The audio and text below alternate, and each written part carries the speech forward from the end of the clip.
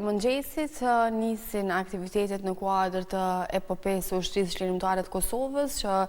tradicionalisht prej kur ka ndodhur shkrimi I historisë tonë të luftës së fundit, shënohet më 5, 6 dhe 7 mars. Prandaj edhe ne në kuadër të programit tonë sot, por edhe gjatë gjithë këtyre 3 ditëve do të jemi me program special pikërisht për epopen e UÇK-s, por sot do ta flasim pak në detaje agjendën e këtyre 3 ditëve. Kam kënaqësinë që pranë vetes kem Liridona Guashin, shefe e kabinetit në Ministrinë e Mbrojtjes. Përshëndetje, faleminderit që jeni me ne Liridona. Pra si thash, besoj se tashmë se janë kryer përgatitjet kryesore rreth shënimit të epopesë së UÇK-s për këtë vit, kështu që besoj jeni gati për nesër. Po, ashtu si që dhe përbandet, epopeja e ushtrisë çlirimtare të Kosovës është një organizim I përveçëm, I cili organizohet nga institucionet e Republikës së Kosovës dhe që ka për qëllim kujtimin dhe nderimin e sakrificës, por edhe rezistencës së familjes jashare, gjithashtu edhe të luftës për lirinë e vendit. Ky organizim, si që përmendëm, është traditor dhe edhe këtë vit do të jetë I organizuar për gjatë datave 5, 6 dhe 7 mars, pra nesër do të fillojnë aktivitetet cilat do të shënojnë fillimisht ditën e parë për të vazhduar më pas me aktivitete tjera. 5 marsi, që është fillimi I këtij manifestimi, do të filloj me orën e parë mosimore në të gjithë vendin, ku do të jetë orë mosimore rreth sakrificës së familjes jashare, kryekomandantit Adem Jashari, por gjithashtu edhe luftës çlirimtare të UÇK-s. Pas kësaj, do e kemi pas, do me thënë, orës mësimore, do vazhdohet me mbledhjen e solemne të qeverisë në ora 9, pastaj në ora 10 është mbledhja e Kuvendit të Republikës së Kosovës, ku dhe aty do të mbahet përkujtimi lidhur me këto data të rëndësishme. Më pas në orën 12 do e kemi rreshtimin e kuadrateve të FSK-s, që do ndodhë në kazermën Adem Jashari, që është një ditë e hapur për të gjithë qytetarët të interesuar që të përcjellin nga afër këtë ngjarje, po ashtu do të ketë prezencë edhe të krerëve institucional në kuadër të këtij organizimi, pra do të jenë të ftuar edhe presidentja, kryeparlamentarja, më pas kryeministri, ministri I mbrojtjes, komandanti I FSK-s, si dhe krerë tjerë institucional. Dhe dita e parë do të përmbyllet më pas në orën 2:30, që është me një garë mbar kombëtare të volejbollistëve që do të mbahet në sallën e sporteve në Skënderaj. Pastaj dita e dytë, që është 6 marsi, do të filloj fillimisht me homazhet të cilat do të mbahen nga krerët institucional në kompleksin memorial Adem Jashari. Dhe në të njëjtën orë, po ashtu nga ora 10 deri në 12, do të ketë mundësi edhe qytetarët së bashku me drejtuesit udhëheqësit e komunave të bëjnë homazhe në komplekset e dëshmorëve në komunat përkatëse. Pastaj në orën 11 hapet ekspozita që quhet 3 ditë që ndryshuan historinë, që është organizuar nga ana e Kuvendit të Republikës së Kosovës, dhe dita e dytë përmbyllet me akademinë përkujtimore që do të mbahet në sallën e Kuqe, edhe që do të ketë edhe presmarrje artistike të Operës dhe Filharmonisë së Kosovës. Më pas më 7 mars, që është edhe dita kulmore, nata më e rëndësishme që edhe simbolizon edhe rezistencën e armatosur të familjes Jashari, është nata e zjarreve, që do të filloj në orën 18, më pas në 18:15 do të bëhet edhe ndezja flakatanëve në 7 rajonet e Republikës së Kosovës. Dhe gjithë përmbyllja e këtyre 3 ditëve manifestimit do të bëhet me programin artistik që do të bëhet në sheshin Adem Jashari në Skënderaj. Si që përmendë, sigurisht televizioni Kosovës do të përcjell drejt për drejt të gjitha këto manifestime për t'i ofruar ato sa më shumë tek gjithë qytetarët, të gjithë shqiptarët kudo ku janë, megjithatë tradicionalisht këto 3 data në kalendarin tonë kanë bërë bashkë shqiptarët në këtë tilla tubime, do thotë duke e shënuar pak a shumë në këtë mënyrë dhe epopenë. Brenda ministrisë është rëndësishëm organizimi, duke marrë parasysh pikërisht këtë vëmendje që kanë jo të rralla janë raste kur vinë shqiptar nga gjithë bota, pikërisht për qenë në prekaz për këto data. Krahas ditës pavarësisë, ku zakonisht ka organizime edhe për pjesën e kuadër të parakalimit të FSK-s, kjo konsiderohet dita për të cilën 3 ditët për të cilat angazhohen me jashtëzakonisht shumë, dhe këtë vit është e rëndësishme të cekit që edhe bartëse organizimit ka qenë Ministria e Mbrojtjes, përkatësisht Ministri i Mbrojtjes ka qenë kryesuesi edhe Këshillit Organizativ, dhe është ndërngjarjet më të rëndësishme edhe për faktin që ngjarja si e tillë, domethënë sakrifica dhe rezistenca armatose preditore e familjes jashare përbën një ndërngjarjet më të rëndësishme, jo vetëm për faktin që tregohet për luftën shtirimtare që ka ndodhur në Kosovë, për të njëjtën kohë ka qenë edhe ngjarja e cila ka marrur jehun ndërkombëtare si një ndër sakrificat më të mëdha të një familje, ku diku rreth 59 antar, prej tyre domethënë janë 54 janë të familjes jashare dhe 5 të tjerë janë mysafir të kësaj familje, të cilët kanë shuar jetën e tyre duke luftuar për lirinë e vendit. Kjo bën padyshim të lavdishme edhe si dohet. Në përgjithësi, rreth organizimit, di që është e shpërndar, nuk është vetëm e koncentruar vetëm në një lokacion, por sidomos tek lezja plakadarëve, jeni menduar që të jeni në gjitha qendrat e Kosovës apo jo? Po, janë të përfshira 7 komunat kryesore, po sigurisht pjesën më të madhe të barës në kuadër të komunave ka komuna Skënderajit, meqense edhe fshati Prekaz ndodhet në komunë, ndërsa në pjesën organizative sigurisht krahas Ministrisë së Mbrojtjes,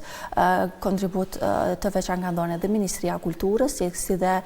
Ministria për Punë, Familje dhe për Vlera të Luftës. Qartë. Në kohë, unë uroj që gjithçka të shkojë mirë në këtë organizim, në këto 3 ditë, edhe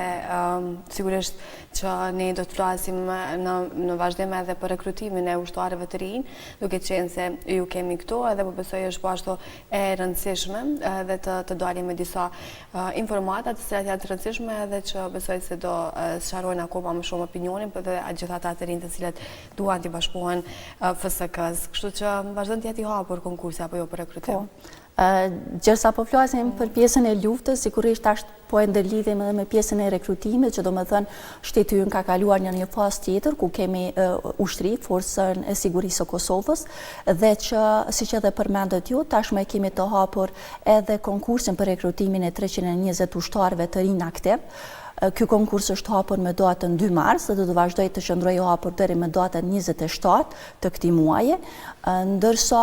ekzistojnë disa kushte dhe kritere që duhet plotësohen nga ana gjithë atyre të interesuarve. Fillimisht duhet që të plotësojnë kriterin e moshës, që është pra të jenë ndërmjet moshës 18 dhe 25 vjeç, dhe është e rëndësishme të cekit që duhet që të kenë arritur moshën 18 vjeç në momentin e mbylljes së konkursit dhe nuk duhet të kalojnë moshën 25 vjeç në momentin e mbylljes së konkursit. Po ashtu, pra duhet përveç se të jetë shtetës i Republikës së Kosovës, duhet të ketë zotësi, aftësi veprimi, pastaj gjendje të mirë shëndetësore dhe fizike, që mundëson që të shërbej në kuadër të Forcës së Sigurisë së Kosovës, të ketë pastërti të figurës, pra do thotë që të mos ketë ndonjë dënim të formës së prerë në kuadër të dënimeve për vepra penale, dhe të mos ketë probleme të tjera me ligjin, dëbime nga shtetet të tjera apo çështje të tilla si këto. Përveç kësaj, përveç kritereve pra kushteve ligjore që duhet t'i plotësoj, do të ketë përfunduar shkollimin e mesëm dhe kriter tjetër është edhe gjatësia trupore. Për meshkujt, kriter është që gjatësia tyre trupore të jetë jo më e vogël se 165 cm dhe për vajza është 160 cm. Në kuadër të këtyre kritereve, po ashtu përfshihet edhe çështja e tatuazheve, pra gjithë ata të interesuar të cilët kanë tatuazhe në fytyrë, në pjesën e qafës dhe në pjesën e parakrahut, nga bicepsi deri te grishtërinë e dorës, duke përfshirë këtu edhe piercingun, rekomandohet që të largohen përpara se të fillojë trajnimi ose deri në fillimin e trajnimit bazik, në të kundërtën diskualifikohen. Këto janë kriteret e përgjithshme, ndërsa për informatën e të rinjve të cilët dëshirojnë të aplikojnë, dua të përmend edhe faktin që janë 5 faza të përgjithshme të testimit, pra është testi fizik, testi inteligjencës, më pas është testi njohurive të përgjithshme, është testi shëndetësor dhe në fund është pjesa e do me thënë, asaj që ne e quajmë është në kuadër të testeve fizike që bëhen fillimisht këto dhe më pas përfundon edhe intervista. Pas përfundimit të testeve fizikeve është edhe intervista. Sigurisht gjitha rezultatet e testeve për se cilën fazë bëhen publike, por është kusht që për të kaluar në fazën tjetër me do mos duhet të përfundohet faza paraprake dhe më pas në momentin e publikimit të rezultateve për cilën do fazë aplikantët kanë të drejtën edhe të ankesave të cilat shqyrtohen në kuadër të bordit të ankesave brenda 2 ditësh. Forma aplikimit është online, duke hyrë në webfaqen e Ministrisë së Mbrojtjes, në linkun që është rekrutimi.fsk,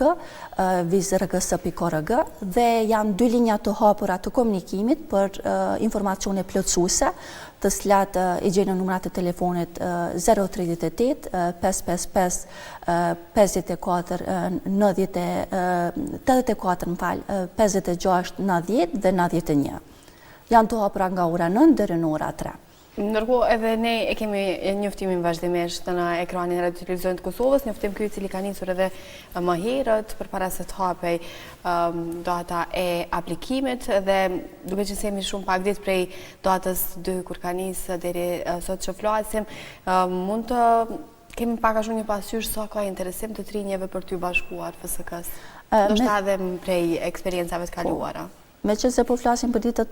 vesë është fillimi i hapjes së konkursit, po të bazohemi në konkurset e mëparshme, atëherë ka pasur interesim jashtëzakonisht të madh për arsye se në pjesën më të madhe të konkurseve të cilat i kemi shpallur kanë qenë 3 kandidat për një pozitë dhe në disa raste, në rastin e akademive, ekzistojnë edhe raste kur kemi pasur 6 kandidat për një pozitë të vetme. Pra interesimi i të rinjve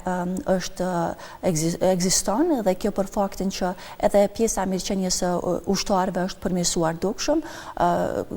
jo vetëm te pjesa e pagës, por gjithashtu edhe fakti që është rregulluar çështja e transportit edhe çështja e ushqimit, pra kemi krijuar qëndrueshmëri për sa i përket çështjes së ushqimit, po edhe gjithashtu faktin që është një mundësi e zakonshme për të gjithë ata të cilët pasi të rekrutohen si ushtar, nëse dëshirojnë të vazhdojnë edhe studimet akademike në fushën ushtarake, pjesa e kostove për sa i përket shkollimit qoftë brenda apo jashtë vendit mbulohet nga ana e Ministrisë së Mbrojtjes. Qartë. Pra, në përgjithësi, përveç këtij aspektit për të bërë diçka për vendin tonë, që besoj është një prej shtytjeve kryesore që i bën secilin të ri të bashkohet radhëve të FSK-s, janë edhe kushtet të cilat janë duke u përmirësuar nga viti në vit, edhe që janë motivuese për këta të rinj të cilët ti përkushtohen FSK-s. Në përgjithësi, cilat janë ndoshta arsyet kryesore që një i ri renditet në FSK? Sigurisht përveç aspektit kombëtar, pra dëshirës për të kontribuar në vend, për vendin tënd,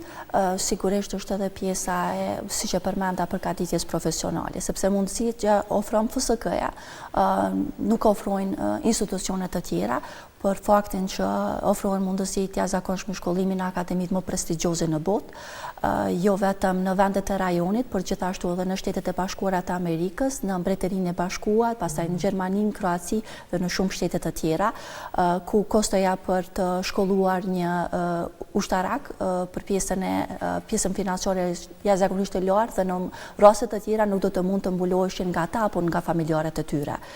Përvoja që e krijojnë sigurisht në këto shtete përveç shkollimit, shkëmbimit të përvojave me ushtarak të vendeve të ndryshme, është një mundësi e mirë që në momentin kur të kthehen qoftë si oficer, apo edhe në trajnimet që ndjekin si ushtarak, si ushtar të gradave të ndryshme, do të mund ta përkthejnë në punë konkrete në kuadër të Forcës së Sigurisë së Kosovës, që sigurisht se kjo do të thotë edhe ngritja e kapaciteteve tona, jo vetëm profesionale, por edhe operacionale. E ka që pra një numër i konsiderueshëm mbi 300 mund të pranohen, pritet që të plotësohet ky numër, si lirohet numri brenda FSK-s, pensionohen, lirohen për të tjera, apo rritet kapaciteti i FSK-s? Me ndryshimet ligjore të cilat janë bërë, më nuk e kemi kufizimin që ka qenë më herët 5.000 ushtarë në kuadër të FSK-s, pra tashmë kemi mundësinë që të pranojmë çdo vit një numër të konsideruar të ushtarëve, sepse synimi ynë është që të rrisim kapacitetet profesionale në kuadër të FSK-s, andaj dhe pavarësisht pensionimeve të cilat ndodhin në ndërkohë, rekrutimi nuk bëhet për shkak të pensionimeve, por bëhet për shkak planit afatgjatë cilën e shohim edhe në kuadër të BGD-s, por edhe planit përtej planit 10 vjeçar, pra kapaciteve të cilat dëshirojmë të ndërtojmë, e sigurisht që këto kapacitete do të vazhdojnë të ndërtohet, sepse synimi ynë është antarësimi në NATO, dhe në kuadër të kësaj kërkohet edhe ndërtimi i kapaciteteve njerëzore përveç se pjesës operacionale logjistike. E qartë. Pra, deri në fund të muajit mars, paka shumë kanë mundësi gjithë ata të cilët na shohin tani ose janë duke menduar që të bëhen pjesë e FSK-s, e konkursit fillimisht. Prandaj edhe i ftoj që të aplikojnë deri më datën 27 mars në ora 11:59, 23:59 pra të mbrëmjes do të kenë mundësi aplikimi. Faleminderit shumë që ishe pjesë e emisionit, shumë suksese nesër në gjitha këto aktivitetet të cilat i përmendur në fillim, por edhe në planet të tjera edhe me rekrutimin e të tjera. Faleminderit shumë. Faleminderit. Shumë kënaqësi.